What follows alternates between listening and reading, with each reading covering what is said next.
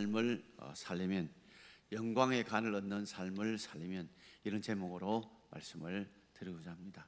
며칠 후면 우리 고유 명절인 추석입니다. 추석 때가 오면 친지들도 모이고 가족들도 모이다 보면 말 때문에 갈등과 다툼들이 많이 벌어지게 됩니다. 저는 오늘 설교를 그 말에 대한 우스갯이야기를 하면서 시작하려고 합니다. 아주 어린 이 딸 오이가 어미 오이를 보고 어미 이 오이만큼 내 모습이 닮지 않은 걸 보고 내가 정말 오이인가 싶어서 어미 오이에게 딸 오이가 물었답니다. 엄마, 나 진짜 오이 맞아? 오이 맞아? 했더니 엄마가 환하게 웃으면서 했던 말이 딸 오이에게 상처를 준 겁니다. 뭐라고 대답했냐면 당근이지. 예. 무슨 말인지 모르는 분들도 계십니다. 여러분, 당근하고 옳다는 당근은 그죠? 같이 서지만 이 딸 오이가 생각할 때는 자기는 오이라고 대답할 줄 알았는데 엄마가 오이라는 말을 당근이지 이렇게 표현함으로 이 당근의 의미를 몰랐던 이 딸이 나는 정말 버린 자식이구나.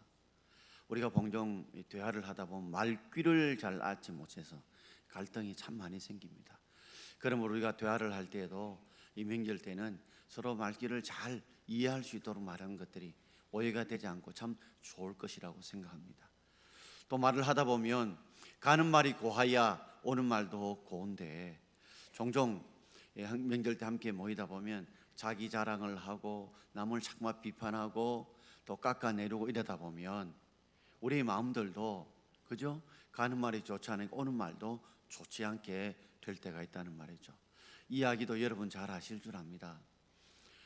할아버지 할머니가 함께 길을 걸어가다가 할머니가 다리가 너무 아파서 할아버지 보고 할배 좀 업어줘, 다리가 너무 아프어. 그러니까 할아버지가 별로 즐거운 마음은 아니지만 할머니가 하도 업어달라니까 업어줬어요. 업힌 할머니 마음이 얼마나 미안한지, 여보 그래도 생각보다는 무겁지, 이렇게 이야기를 한 거예요. 그러니까 할아버지가 듣고 그래서 말을 좋게 하면 될 건데 무거울 수밖에. 머리는 돌대가리지 얼굴은 철면피지 그리고 가슴은 강심장이지. 무거울 수밖에. 할머니가 얼마나 무안하고 얼마나 미안해요. 그래서 길을 걸어가다 이제는 할아버지가 다리가 좀 무릎이 많이 아파서 할머니 보고 여보 당신 무거운 줄 알지만 내 좀 업어줘. 할머니가 싫지만 이제 업힌 게 있어서 업어줍니다. 할아버지 좀 미안했던지 여보 생각보다는 가볍지. 그러니까 할머니가 할아버지 이렇게 말합니다.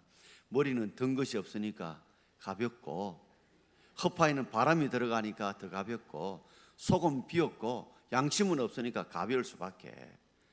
삶을 살아가면서 가는 말이 안 좋으니까 오는 말도 안 좋을 수 있다는 것이죠.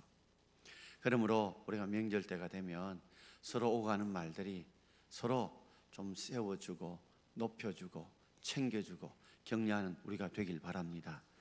자, 오늘 본문 1절을 시작하면서 이렇게 시작하고 있습니다. 자, 1절 말씀을 우리 함께 읽어보겠습니다. 너희 중 장로들에게 권하노니 난 함께 장로된 자요 그리스도의 고난의 증인이요 나타날 영광에 참여할 자니라. 아멘. 너희 중 장로들에게 권하노니 하면서 나는 함께 장로된 자다. 베드로도 자신이 사도이지만 나도 함께 장로라고 말합니다. 이 장로라는 이 호칭은 구약시대는 아주 연세가 많으신 존경받을 만한 연장자를 일컬어서 장로라고 불렀습니다. 그러다가 점점 신학시대에 와서 교회가 세워지면서 이것이 직분의 명칭으로 바뀌어져 가게 되었습니다. 아직은 정착이 되지 않는 가운데 구약의 존경받는 어른과 그리고 직분의 개념이 함께 서져졌는데 이 장로들에게 권하노니 하면서 나는 장로가 아니니까 이 말씀을 받을 내가 아니구나 생각하는데 한번 이렇게 한번 생각해 보십시오. 목회자를 일컬어서 좁은 의미로 주의 종이라고 부릅니다. 예수님이 나의 구세주인 줄 믿고, 그리고 예수님이 내 인생의 주인으로 믿고 따라가는 종, 따를 종입니다. 그래서 좁은 의미로 목회자를 일컬어 주의 종이라고 부릅니다. 그러나 넓은 의미로 보면 여기 있는 모든 분들이 다 주의 종인 것은, 여러분도 예수님을 구세주로 믿으시죠? 아멘. 또 여러분들은 예수님이 여러분의 인생의 길을 인도하실 주인인 줄 믿으시죠? 그렇다면 여기는 우리 모두가 다 주의 종이라는 말입니다. 마찬가지로 이 장로의 개념을 우리가 직분의 개념이 아니라 리더의 개념으로 한번 넓게 생각해 보시면 좋겠습니다. 바로 장로는 교회 리더들이죠. 가정의 리더요, 또 우리가 찬양대 리더, 구역의 리더, 전도의 리더, 우리가 분방공부의 선생님의 리더, 다 리더들이 우리들이죠. 이런 자에게 주시고, 또 여기 아직 리더가 아니라면 장차 앞으로 리더가 될 사람들이라고 생각하시고 이 말씀을 받았으면 좋겠습니다. 그러면서 베드로는 자기를 소개하면서 그리스도의 고난의 정인이라고 그랬습니다. 정인이 뭘까요? 눈으로 보고 귀로 들었던 사건을 그대로 전하는 사람이 정인이죠. 바로 예수님이 어떻게 죽으시고 무엇 때문에 죽었던 것을 분명히 그가 눈으로 보았고 귀로 들었고 그리고 그것을 말했던 정인인데, 그런 정인의 삶을 살아가는 자는 반드시 나타날 영광, 누가요? 예수님이 다시 재림하실 때 영광에 참여하게 될 것이다. 그러므로 장로는 그리스도의 정인의 삶을 살아야 되고, 그런 자의 삶은 반드시 하나님께서 다시 오실 때에 우리에게 영광에 참여하는 복을 줄 거다 하면서 오늘 우리에게 어떻게 영광의 관, 즉 상, 복을 받기 위해서 우리가 어떻게 살아야 될 것을 말씀해 주고 있는 것입니다. 이 부분은 좀 크게 우리가 적응해 보면, 우리가 삶의 리더로서 우리가 봉사를 할 때 어떤 마음으로 봉사해야 될까를 좀 가슴에 깊이 새기고 삶에 적용한다면 일평생 우리의 삶은 정말 하나님께도 영광될 뿐만 아니라 세상의 빛과 소금이 되고 많은 사람에게 존경받는 그런 리더로서의 삶을 살아갈 수 있다고 생각이 듭니다.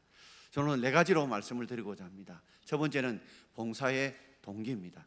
이 본문의 구절을 자세히 보면 4절밖에 안 되지만 하지 말고 하며, 하지 말고 하며, 하지 말고 하며, 이렇게 양쪽에 하지 말아야 될 것과 해야 될 것과 이렇게 비교해서 말씀해 놓고 있는데, 우리가 봉사하는 동기가 억지로 하지 말고 하나님의 뜻을 따라 자원함으로 하라 라고 우리에게 말씀하고 있습니다. 베드로전서 5장 2절 전반절을 우리 함께 읽어보겠습니다. 너희 중에 있는 하나님의 양무리를 치되 억지로 하지 말고 하나님의 뜻을 따라 자원함으로 하며. 아멘. 너희 중에 있는 양무리를, 하나님의 양무리를 치되 그랬습니다. 양무리 하니까 우리가 양이야 싶은데, 바로 하나님은 바로 목자가 되시고 우리는 그 목자 되신 하나님의 음성을 듣고 그 인도를 따라가는 양이라는 뜻이죠. 그래서 여기에 있는 우리들이 다 바로 양과 같고, 무리니까 여기에 있는 모든 백성들을 일컫는 말이죠. 자, 하나님의 양무리, 여기 있는 우리 성도님들을 치되 그랬습니다. 친다니까 아직도 이 친다는 말을 보면 뭐 좀 막대기로 치라는 말이구나, 때리라는 말은 그렇게 생각이 쉬운데, 이 치다는 말은 우리가 돼지를 치다, 소를 치다 할 때 기른다, 돌본다는 뜻입니다. 그러므로 너희 중에 있는 리더들이, 장로들이 하나님의 양무리를 돌보는 사역을 하게 됩니다. 그렇죠. 리더들은 자기 안에 있는 사람들을 잘 돌보고 케어하고 보살피고 도와주는 사역을 해야 되는데, 그 사역을 하면서 억지로 하지 마라, 억지로 하지 마라. 그럼 어떻게 해야 되느냐? 하나님의 뜻을 따라 자원함으로 해라. 스스로자 원할 원, 스스로 원해서 하라는 것이죠. 이 말 속에는 우리가 어떤 일을 맡았을 때에 어떤 데는 마지못해서 억지로 맡을 때가 있습니다. 내가 분명히 원하지 않았는데, 내가 하고 싶지 않았는데 내가 맡아야 될 때가 있다는 말이죠. 그럴 때 되보면 우리가 내가 맡긴 맡았고 하긴 해야 되는데, 그러다 보니까 어떤 때는 내가 원하지 않아서 맡다 보니 억지로 하게 될 때가 있잖아요. 사람이 억지로 하다 보면 그것이 얼굴과 표정과 말투에 나타납니다. 억지로 하는 일 보면요, 벌써 눈이 왔다리 갔다리 해요. 그리고 얼굴 표정이 어둡습니다. 입이 좌우로 자꾸만 삐쭉삐쭉 돌아가요. 말을 하다 보면 그 속에서 은근히 불평과 불만이 세워져 나오게 됩니다. 한마디로 자신도 그렇고 주위 사람도 초상집 분위기로 만드는 것이 억지로 하는 것입니다. 안 하는 것보다 훨씬 낫겠죠. 그러나 우리가 억지로보다는 조금 더 변화된 모습으로, 내가 일을 맡았지만, 내가 원하지 않아서 맡았지만, 내가 하고 싶지는 않지만, 내게 큰 이득이 없지만 하나님의 뜻, 하나님 내게 사명을 주셨구나, 하나님 내게 이 사명을 주셨구나, 이 하나님의 뜻을 따라, 사명을 따라 내가 어떻게 해요? 스스로 자원해서 일할 수 있는 저와 여러분 되길 바랍니다. 어떤 때는 내가 원하지 않고 내가 하고 싶지도 않는데 누군가 해야 될 일이 있지 않습니까? 그때 억지로 하기보다는 하나님이 그래도 내 같은 사람을 불러서 일을 맡겨주셨구나, 일을 감당하라 해주셨구나, 필요한데 누구든지 이 희생하지 않는다면 내라도 희생할 수 있도록 하나님이 내게 마음을 주셨구나, 감동을 주시구나 생각하고 여러분이 스스로 원하게 감당할 때, 그런 동기로 감당할 때 하나님 여러분 삶 속에 큰 은혜와 복을 주실 줄 믿습니다. 그런 자의 마음은 초상집 분위기가 아니라 이 결혼식장의 분위기죠. 마음이 즐거운 거예요. 하나님 부족하지만 부족한 나에게 일을 맡겨주시고 일을 감당하게 해주셨으니 참 하나님 은혜 너무 고맙다, 감사하다는 마음이 드니까, 그래도 하나님 나를 통해서 이 작은 일이라도 이루어서 영광받고 쓰임받게 하시니까 감사하다, 그런 생각을 가지게 되면 우리 마음이 초상집 분위기가 아니라 결혼식장의 분위기로 되는 것입니다. 저도 여기에서 늘 설교할 때마다 벌써 만 25년이 지났거든. 오늘이 딱 만 25년째 되는 날입니다. 참 칠 때마다 다리가 후들후들 떨립니다. 어떤 분들은 뭐 웃고 설교한다 하지만 여러분, 외워서 설교한다는 게 쉬운 일이 아니에요. 그리고 총종의 제일 무슨 눈총이기 때문에 성도들이 다 쳐다보면서 어떻게 설교하나 보자 하니까 심중이 낙박이 많이 와요. 그럴 때마다 하나님의 뜻을 따라, 사명을 따라 이 자리에 세워주셨으니 내가 자원해서 하는 마음을 가질 때 결국 은혜 주실 분, 감동 주실 분, 깨닫게 할 분은 하나님인 줄 믿습니다. 그 믿음 가지고 서는 것이죠. 어느 남자 집사님이 예배를 드리러 아내와 함께 오는데, 평소에는 친구 만나고 사람 만날 때는 꼭 지갑을 들고 다니는데 주일만 되면 지갑을 들고 오지 않는 것입니다. 그래서 하루는 아내가 하도 궁금해서, 여보, 당신 평소에 늘 지갑 들고 다니는데 주일에 왜 지갑을 집에 두고 오냐고 하니까 남편 말이 걸작입니다.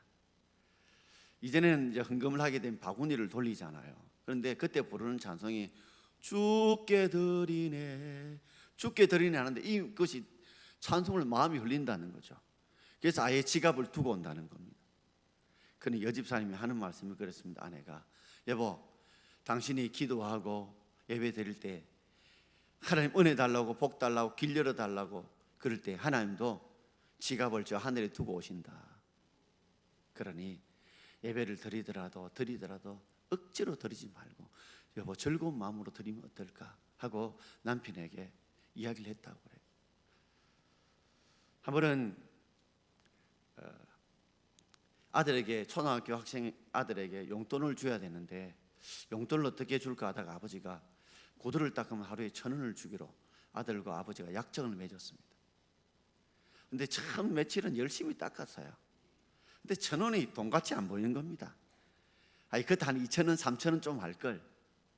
근데 아버지도 기분이 안 좋아요. 한 2,500원, 3,000원 좀 구두 반짝반짝이 땄는데 아들이 닦아놓은 게 뭐 이건 뭐 닦은 것도 아니고 안 닦았던 거 아니고 무늬만 털놓은 거예요. 그래도 아들과 약속을 했기 때문에 구두를 신고 나가는데 하루는 구두에 광이 번쩍번쩍 나는 겁니다. 막 돈 주고 닦은 구두만큼은 아니라도 이전과 달리 구두에 광이 반짝반짝 나는 거예요. 그래서 아버지가 아들을 불렀습니다. 야, 오늘 구두에 광 난다. 무슨 일 있었냐 물었더니 지난 주간에 맥주 감사주일이 있는데 전사님이 감사된 설교를 하면서 부모님이 나에게 베푼 은혜가 얼마나 감사하느냐 그것을 함께 나누고 그걸 함께 기록했는데 돌아보니까 아버지가 내게 해주신 은혜가 너무 고맙더라, 감사하더라. 그래서 오늘 엄마 찢어진 스타킹 가지고 열심히 1시간 동안 강을 미리 냈다는 거, 일찍 일어나가. 이 아버지 마음이 얼마나 감동이 되겠어요. 얼마나 감동이 되겠어요. 그래서 아버지가 오늘 얼마 주면 되겠노? 물었더니 아들 대답이 아버지를 더 감동시킵니다. 오늘은 공짜입니다, 아빠. 왜? 그동안 아빠가 키워준 사랑이 너무 고마워서 오늘 공짜입니다. 그러니까 아버지 마음이 오늘 10,000원이다 하고 주고 치아팠다는 거예요. 10배 얻은 걸. 하나님 마음이 이와 같지 않을까 싶습니다. 우리가 맡겨주셨으니까 어쩔 수 없이 할 수 있지만 정말 하나님 앞에 하나님의 뜻을 따라 사명을 따라 내가 스스로 감당할 때 하나님도 구름에 뜬 기분처럼 그런 기분이 아닐까요? 오늘 찬양대가 참 은혜스럽게 찬양하셨습니다. 그잖아요. 어떤 데는 늘 그런 마음이 안 생길 수 있어요. 억지로 마지못해서 찬양대원을 쓸 때가 있지만, 그리고 연주할 때도 있죠, 앙상블이. 그러나 정말 하나님이 부족한 나를 통해서 이렇게 찬양하여 하나님께 영광을 돌리고 성도 은혜를 끼친다, 이런 마음으로 정말 표정으로 한다면 그 얼굴 표정도 조상지 분의 결혼식장 분일 것이고, 하나님도 얼마나 기쁘게 받고 우리도 얼마나 더 큰 은혜가 되겠나 생각을 해보게 되었습니다. 자, 우리가 봉사의 동기가 항상 이렇게 주님 앞에 억지로 하지 말고 하나님의 뜻을 따라 사명을 따라 주신 줄 알고 우리가 스스로 자원해서 감당함으로 하나님께 영광을 돌리고 또 많은 사람의 기쁨을 주는 우리의 봉사 헌신 되기를 주의 이름으로 축원드립니다. 우리가 언젠가는 일을 해야 된다면 어떻게 해야 될까요? 지금 해야 되고, 누군가 해야 되면 내가 해야 되고, 그리고 내가 지금 해야 된다면요, 즐거운 마음으로 한다면 반드시 하나님의 오늘 4절에 기록된 대로 영광의 간 상을 주님께서 여러분에게 주시는 은혜와 복이 있을 줄 주의 이름으로 축원합니다. 두 번째는 봉사의 목적입니다. 우리가 더러운 이익을 구하지 말고 기꺼이 하기를 원합니다. 2절 하반절을 우리 함께 읽어보겠습니다. 더러운 이득을 위하여 하지 말고 기꺼이 하며. 아멘. 우리가 봉사하고 이게 섬기다 보면 정당한 이익을 받아야 합니다. 정당한 이익을 받아야 되는데 어떤 데는 저 정당한 이익을 넘어서 더러운 이익을 위하여 할 때가 있다는 말이죠. 우리가 어떤 자리에 있거나 어떤 역할을 하는데 자기의 욕심을 채우려고, 자기 이름을 드러내려고, 자기의 무엇을 얻기 위해서 한다면 그건 정당한 이익이 아니라 더러운 이익을 구하는 것일 수 있습니다. 한번 여러분 곰곰이 돌아보십시오. 내가 교회에서나 또 직장이나 사업을 하면서 내가 정당한 이익을 얻어야 되지만 그걸로 인해서 내 욕심을 채우고 내 이름을 드러내려고 하고 그럴 때는 혹 없었는지요? 우리가 봉사하는 것은 정당한 이익은 얻어야지만 더러운 이익, 자기 욕심과 자기 이름을 내세우기 위해서 하는 것이라면 틀림없이 하나님에는 영광을 가리울 수 있을 것이고 다른 사람들에게 상처를, 어떤 데는 아픔을, 그리고 피해를 줄 수도 있다는 말이죠. 우리가 더러운 이익을 구하지 말고 기꺼이 하라. 이전 계획한 걸 생기는 즐거운 뜻으로 하라 그랬습니다. 이게 보면 행복하게 하라, 그리고 즐거운 마음으로 해라, 그리고 내가 자원하는 마음으로 해라, 이런 말이거든요. 우리가 어떤 일을 하면서 이득이 필요합니다. 그러나 그 이득 이상의 더러운 이익을 추구하지 마십시오. 오히려 우리가 어떤 일을 하면서 내가 그 주식에서 즐거운 마음으로, 내가 행복한 마음으로 그렇게 우리가 하는 봉사의 목적들이 되길 바랍니다. 바꾸고 말하자면 우리 봉사에 자기 욕심이나 자기 이름을 내시기 위한 봉사가 아니라 순수한 마음으로 봉사를 해야 된다는 말이죠. 바로 그것이 고린도서 10장 31절의 말씀이죠. 자, 고린도서 10장 31절 함께 읽겠습니다. 그런즉 먹든지 마시든지 무엇을 하든지 다 하나님의 영광을 위하여 하라. 아멘.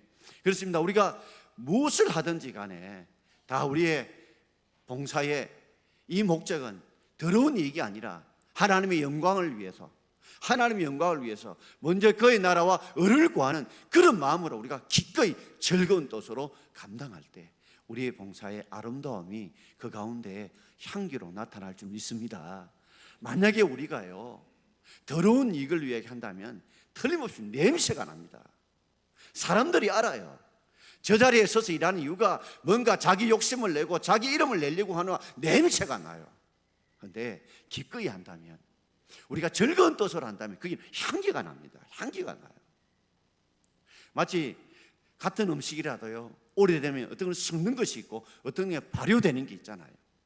그 자리에 오래 앉는 것이 어쩌면 가면 갈수록 썩어지는 그런 더러운 이익을 취한다면, 발효하는 음식처럼 오래 있으면 오래 있을수록 그 향기가 나는 것이 바로 기꺼이 즐거운 뜻으로 일하는 것이죠. 이렇게 우리가 섬기고 봉사하는 저와 여러분 되기를 주의 이름으로 축원합니다. 아프리카의 리빙스톤이 선교 사역을 다 마치고 이제 죽게 되었습니다. 그래서 이제 후임물의 선교사님이 파송을 되어서 그 아프리카에 가게 되고 그 교회의 원주민들을 만나게 되었어요. 그렇게 만났더니 그 속에 궁금한 게 있었죠. 리빙스톤이 와서 어떻게 사역을 했는지, 사역의 방향이 무엇인지 그 원주민 리더들에게 물었더니, 우리는 리빙스톤이 어떤 사역의 방향을 가지고 했는지는 모른다. 그러나 딱 한 가지 우리가 분명하게 여기 있는 주민들이, 교인들이 아는 것이 있다면 리빙스톤이 우리를 사랑했다는 거죠. 우리를 사랑했다는 거죠. 이것만은 확실하다는 거죠. 그렇습니다. 우리 봉사의 목적이 내 이름을 내고 내 욕심을 세우는 것이 아니라 정말 하나님의 영광을 드러내고 이웃을 사랑하고 하나님을 사랑하는 그 순수한 즐거운 마음의 뜻으로 우리가 전달되도록, 또 본심이 전달되도록 우리가 그렇게 봉사할 때 하나님이 여러분을 축복하시고 또 하나님이 여러분에게 영광의 관을, 복을 주실 줄 믿습니다. 이런 목적으로 섬기는 저와 여러분 되길 바랍니다. 자, 세 번째는 봉사하는 자세입니다.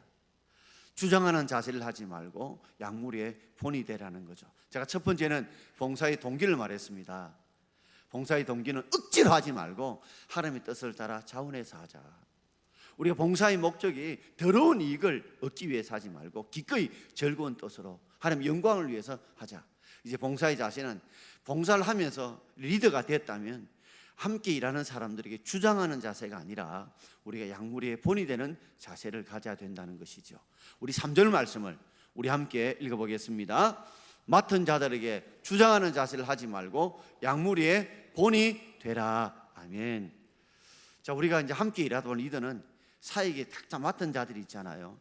사역에 맡은 자들에게 주장하는 자세. 주장한다는 말은 명령하는 거죠. 이래라 저래라, 이렇게 마치 상명하복처럼 명령하고 주장하는 자세로 하지 말라는 거죠. 오히려 약물의 본이 되라, 이 말은 뭐예요? 예수님처럼 섬기고 희생하는 그런 본을 보여주라. 말로만 이래라 저래라 놓고 자신은 그 말을 지키지 않는 자가 아니라 자신이 친히 그 말을 행함에 본이 되는, 희생과 섬기의 본이 되는 그런 삶을, 그런 태도를 가지고 섬기라고 우리에게 말씀해 주고 있는 것입니다. 예수님의 삶이 그랬죠. 예수님이 이 땅에 왕으로 오셨습니다. 만왕의 왕이십니다. 그러나 그분은 종으로 삶을 사시는 모습을 보여주셨습니다. 그래서 마가복음 10장 45절에 예수님이 친히 이렇게 선언하고 계시죠. 같이 읽겠습니다. 인자가 온 것은 섬김을 받으려 함이 아니라 도리어 섬기려 하고 자기 목숨을 많은 사람의 대속물로 주려 함이니라. 아멘. 저는 이 선언이 참 중요하다고 봐요. 인자가 온 것처럼 내가 목사된 것은, 내가 장로된 것은, 내가 권사된 것은, 내가 집사된 것은, 내가 직분을 맡은 것은 내가 섬김을 받기 위한 것이 아니다. 어쩌면 우리는 세상처럼 어떻게 직분을 맡은 것이, 내가 이 자리에 오른 것이 다 섬김을 받으려고 하는 것이 라고 생각할 때 많은데, 예수는 분명히 선언해 놓으셨습니다.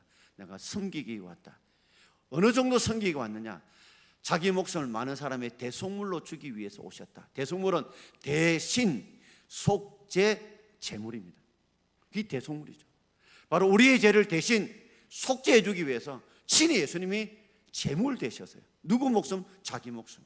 그처럼 우리를 죽기까지 자신의 섬김의 본을 보여주신 것이 바로 예수님이십니다. 예수님을 우리가 믿는, 구세주로 믿고 주를 믿는다면, 우리의 주의 종이라면 우리도 이렇게 어떤 일을 하면서 주장하는 자세가 아니라 예수님이 약물의 본이 되듯이 우리도 섬김과 희생의 본이 되는 저와 여러분 되기를 주의 이름으로 축원합니다. 칸트가 이런 말을 했습니다. 자, 화면에 같이 읽어봅시다. 어느 누구도 나와 똑같이 행하라고 말할 수 있게 행동하라. 우리가 말하는 것은 쉽습니다. 그러나 그 말을 지키는 것은 쉽지 않습니다. 그러면 우리가 남들에게 이렇게 하십시오 말할 때 내 말이 아니라 내 행동을 그대로 따라할 수 있도록 그렇게 행하라고 우리에게 가르쳐 주고 있습니다.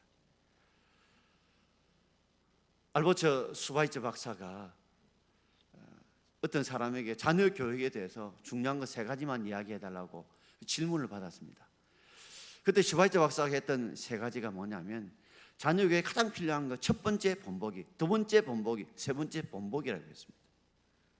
아무리 말을 해도 결국 본보기가 되지 않는다면 그 말이 먹혀들지 않는다. 그 말이 영향력을 발휘하지 않는다는 말이죠. 부모님이 본을 보여주지 않으면 그 말에 힘과 능력이 퇴색되고 변질될 수밖에 없다는 거죠. 여러분, 이 이야기는 정말 잘 압니다. 그러나 정말 가슴에 한번 새겨서 이 예화의 말씀을 한번 깊이 새겨보십시오. 간디가 인도의 지도자 생활할 때 어떤 한 어머님이 편지를 하나 보냈습니다. 정말 우리 어린 아들이 있는데 너무 사탕을 좋아해서 지금 이빨이 다 썩었다.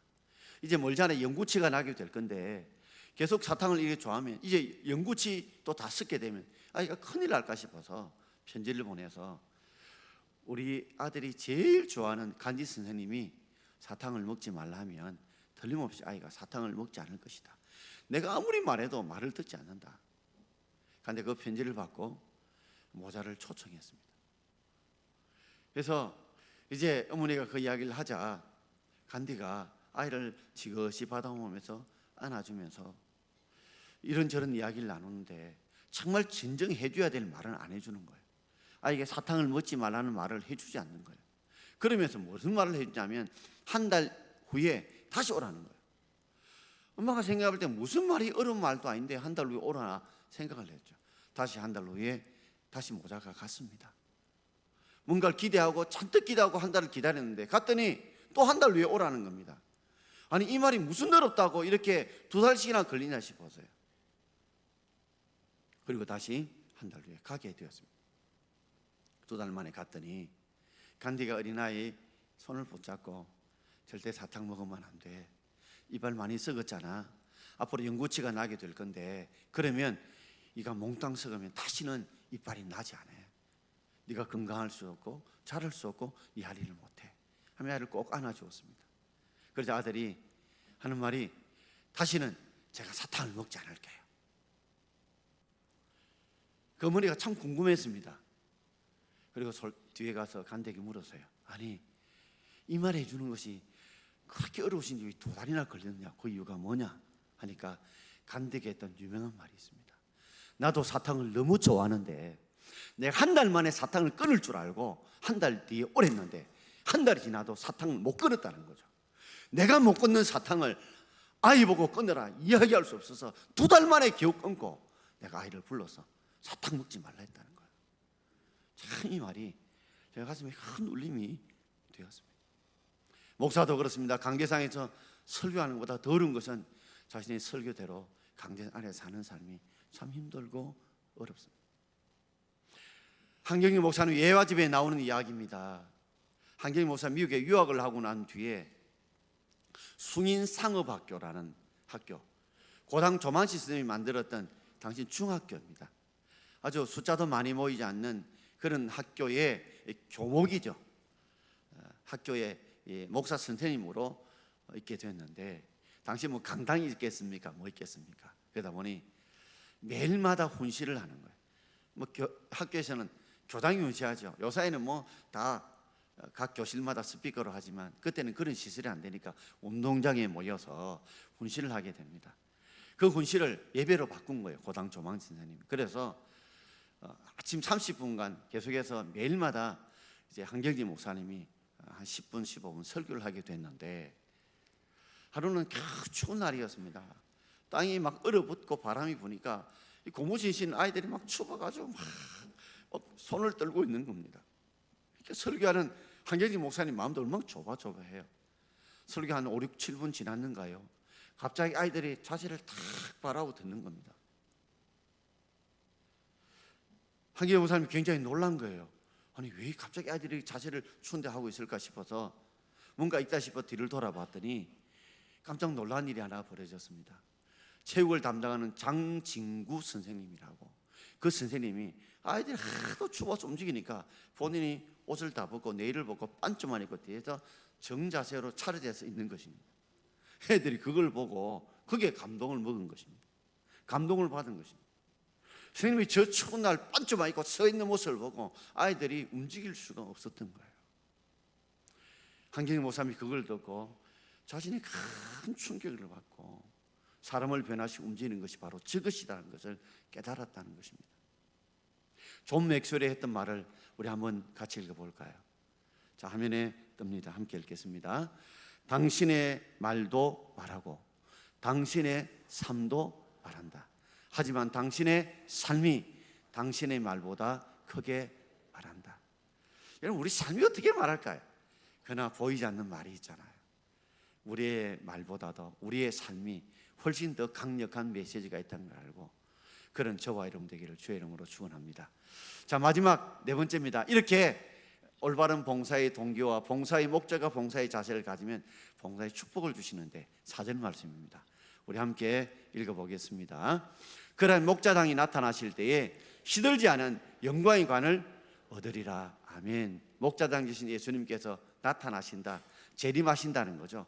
멀리는 재림이냐만 짧은 의미로 본다면 우리가 이렇게 헌신하고 봉사하고 충성하면 반드시 성령 하나님을 통해서 우리에게도 하나님이 놀라운 은혜와 복을 주실 줄 믿습니다. 어떤 복요? 시들지 않는 영광의 관, 시들지 않은 영광의 관을 주심으로 우리가 얻게 된다는 거죠. 세상의 관들은 다 시듭니다, 여러분. 시들어요. 그러나 하나님 주시는 그 영광의 관, 이 말은 관이라는 말은 크라운의 뜻이죠. 복이라는 뜻이고 상이라는 뜻입니다. 그런 자는 시들지 않은 하나님이 영광스러운 그런 상과 복을 여러분의 삶에 주실 줄 믿습니다. 하나님께 충성하고 말씀대로 헌신하는 삶은 절대로 공짜가 없다는 거죠. 반드시 하나님이 우리 삶에 나타나셔서 반드시 하나님이 영광의 강을 주실 것인데 그런 상과 복을 받는 저와 여러분 되기를 주의 이름으로 축원합니다. 끝으로 영국의 어떤 왕이 백성들에게 어떻게 충성하고 봉사하는 자에게 정말 영광의 관을 준다는 것을 좀 가르치고 싶었어요. 사루는 왕궁으로 들어가는 그 궁 안에 중간 길에다가 제법 큰 돌 하나를 놓았습니다. 그리고 왕이 유심히 그 모습을 보았어요. 궁을 들어가는 사람들이 누가 이 돌을 안아서 불평하고 어떤 데는 돌을 치는 사람이 있어도 이 돌을 옮겨 놓는 사람은 없습니다. 왜? 본인이 지나가는데 뭐 불편한 것이 없으니까. 그런데 그 중에 교복을 입은 학생 하나가 오면서 돌을 여기에 놓으면 다른 사람이 걸어갈 때 혹시나 다칠 수 있겠다 싶어 돌을 옮겨 놓았어요. 옮겨 놓았더니 그 밑에 뭔가 하얀 이 금으로 된 이 보자기에 뭐가 있는 거예요. 보니까 돌을 치운 자가 얻을 몫이라 라는 글을 적어놓는데 그 안에 여러분 그 금화가 여러 돈이 있더라는 겁니다. 그 소문이 나라에 퍼지게 된 거죠. 아, 이렇게 내가 불편해서 남을 위해서 헌신하고 봉사하는 자에게 이렇게 상을 베푼다는 것을 가르치기 위해서 왕이 그런 아이디어를 낸 것입니다. 그렇습니다, 여러분. 남이 알아주지 못할지라도 하나님은 알아주실 줄 믿습니다. 내가 은밀하게 봉사한 것 사람들은 못 봐도 하나님은 불꽃 같은 눈으로 보고 계실 줄 믿습니다. 오늘 우리 봉사의 동기가 억지로 하지 말고 하나님의 뜻을 따라 자원해서 하길 바라고, 우리가 봉사의 목적이 더러운 이익을 구하기보다는 정말 기꺼이 즐거운 마음으로 하나님 영광을 위해서 일을 하고, 봉사의 자세가 우리가 주장하는 자세가 아니라 친히 희생과 본을 보였던 예수님처럼 약물의 본이 되는 삶으로 살아갈 때 영광의 관을 얻는 저와 여러분 되기를 주의 이름으로 축원드립니다. 기도하겠습니다.